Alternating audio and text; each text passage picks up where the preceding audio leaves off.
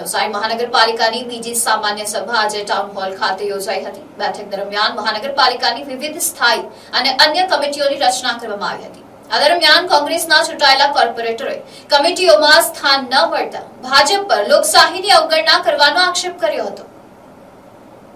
નવસારી મહાનગરપાલિકાની બીજી સામાન્ય સભા ટાઉન હોલ ખાતે મેયર અશોકભાઈ ધુરાજીયાની અધ્યક્ષતામાં મળી હતી, જેમાં મહાનગરપાલિકાની વિવિધ કમિટીઓની રચના કરવામાં આવી હતી। જે કમિટીઓમાં કોંગ્રેસના માત્ર 2 જ ચૂંટાયેલા સભ્યોને સ્થાન ન મળતા કોંગ્રેસના સભ્યોએ લોકશાહીની અવગણના કરવાનો આક્ષેપ કર્યો હતો।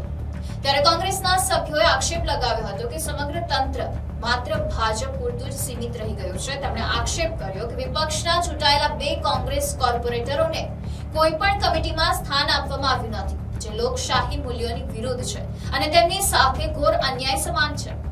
કોંગ્રેસના પ્રતિનિધિઓએ વધુમાં જણાવ્યું કે લોકોએ અમને લોકપ્રતિનિધિ તરીકે ચૂંટીને મહાનગરપાલિકામાં મોકલ્યા છે। ભલે અમને કોઈ કમિટીમાં સ્થાન મળ્યું ન હોય, પરંતુ અમે લોકોના પ્રશ્નો ઉઠાવતા રહીશું અને શહેરના વિકાસ તેમજ જનહિતના કાર્યો માટે હંમેશા ખડે પગે રહી કામગીરી કરીશું। કોંગ્રેસ કમિટીઓની રચનામાં વિપક્ષને યોગ્ય પ્રતિનિધિત્વ ન આપવાના મુદ્દે અસંતોષ વ્યક્ત કરતા જણાવ્યું કે તેઓ આગામી સમયમાં પણ જનહિતના પ્રશ્નોને પ્રાથમિકતા આપી લોકોના હિતમાં અવાજ ઉઠાવતા રહેશે। આજે વિવિધ કમિટીઓની રચના કરવામાં આવી તે જોતા લાગી રહ્યું છે કે આ નવસારી મહાનગરપાલિકા ફક્ત ને ફક્ત ભાજપની છે એવું દેખીતી રીતે ખબર પડતી છે અને લોકશાહી જેવું કશું કઈ રહ્યું નથી। લોકશાહીનું ચીરહરણ કરવામાં આવ્યું છે।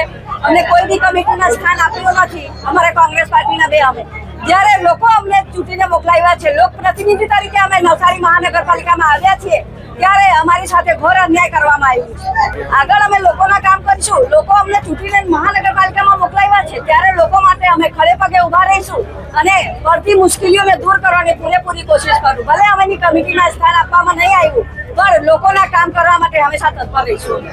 Report NDC news, Navsari.